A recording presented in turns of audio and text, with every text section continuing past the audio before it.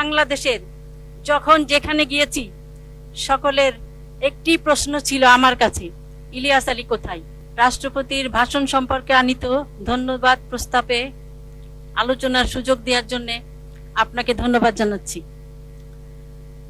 মাননীয় স্পিকার, আজকের এই জাতীয় সংসদে সদস্য মনোনীত হতে পেরে আমি মহান আল্লাহর কাছে শুকরিয়া জ্ঞাপন করছি। আমি ধন্যবাদ এবং কৃতজ্ঞতা জানাচ্ছি সংসদ নেতা এবং মাননীয় প্রধানমন্ত্রী জনাব তারেক রহমান, যিনি আমাকে মনোনয়ন দিয়ে নির্বাচনে অংশগ্রহণের সুযোগ সৃষ্টি করে আজকে এই সংসদে আসার সুযোগ দিয়েছেন। আমি স্মরণ করতে চাই মহান স্বাধীনতার ঘোষক শহীদ প্রেসিডেন্ট জিয়াউর রহমানকে। আমি আরো স্মরণ করতে চাই গণতান্ত্রিক আন্দোলনে যিনি গণতন্ত্র পুনঃপ্রতিষ্ঠায় উনার জীবনকে উৎসর্গ করেছেন সেই মহান নেত্রী দেশনেত্রী বেগম খালেদা জিয়াকে। আমি আমার নির্বাচনী এলাকা সিলেট ২ বিশ্বনাথ এবং উসমানীনগরের সর্বস্তরের জনগণ ভোটারদেরকে ধন্যবাদ এবং কৃতজ্ঞতা জ্ঞাপন করতে চাই।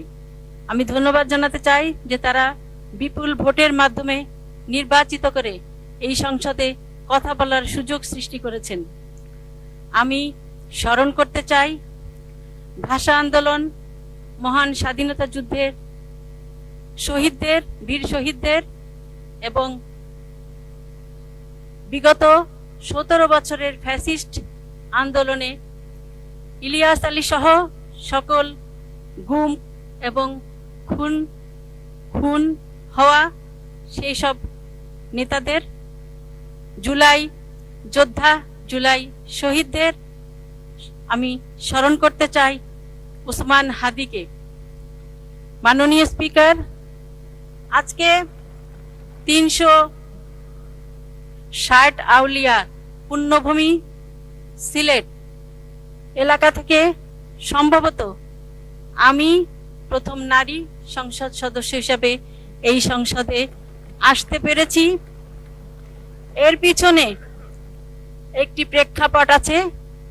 সেই প্রেক্ষাপট হলো আমার স্বামী এম ইলিয়াস আলী সিলেট ২ আসনের সংসদ সদস্য ছিলেন। উনার নির্বাচনী এলাকায় উনি বিশ্বনাথ উসমানীনগরের এই সংসদে প্রতিনিধিত্ব করেছিলেন। বিগত ফ্যাসিস্ট সরকার ২০১২ সালের ১৭ এপ্রিল ওর গাড়ি চালক আনসার আলী সহ তাকে গুম করে। তার আধিপত্যবাদের বিরুদ্ধে তার ভূমিকা এবং গণতান্ত্রিক আন্দোলনে তার সাহসী ভূমিকার কারণে বিগত ফ্যাসিস্ট সরকার তাকে গুম করে এবং এই গুমের শিকার আরো অনেক পরিবার রয়েছে। মাননীয় স্পিকার, আমার নির্বাচনী এলাকার সকল জনগণ এবং বাংলাদেশের যখন যেখানে গিয়েছি সকলের একটি প্রশ্ন ছিল আমার কাছে, ইলিয়াস আলী কোথায়? ইলিয়াস আলী কি কোনো খবর জানেন কিনা? মাননীয় স্পিকার, আজকের এই মহান সংসদে দাঁড়িয়ে আমিও জানতে চাই ইলিয়াস আলী কোথায়।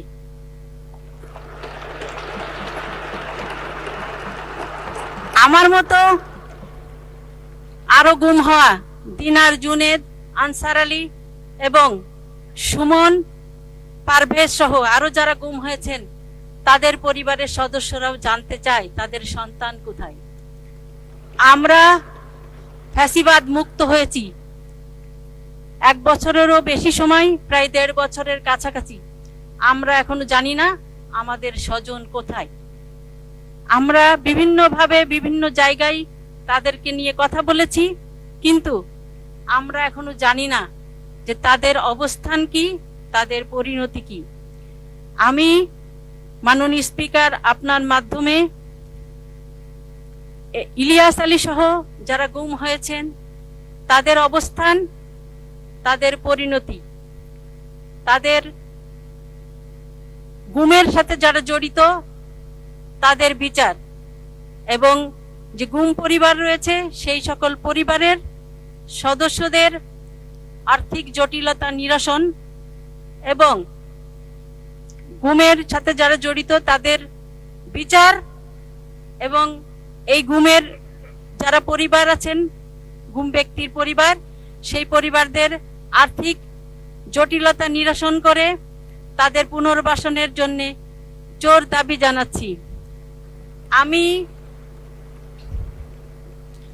মাননীয় প্রধানমন্ত্রী এবং মাননীয় স্বরাষ্ট্রমন্ত্রী, মাননীয় আইনমন্ত্রীর কাছে দাবি জানাচ্ছি যে তাদের বিচার প্রক্রিয়া এবং এই যে আমরা যদিও সকলেই বিশ্বাস করি যে জুলাই আন্দোলন শুধুমাত্র এক মাসের আন্দোলন ছিল না, সেটি বিগত 17 বছরের একটি আন্দোলন ছিল। সেই 17 বছরের যারা গুম হয়েছে, খুন হয়েছে, তাদেরকে জুলাই যোদ্ধা হিসাবে স্বীকৃতি দেওয়ার দাবি জানাচ্ছি মাননীয় স্পিকার।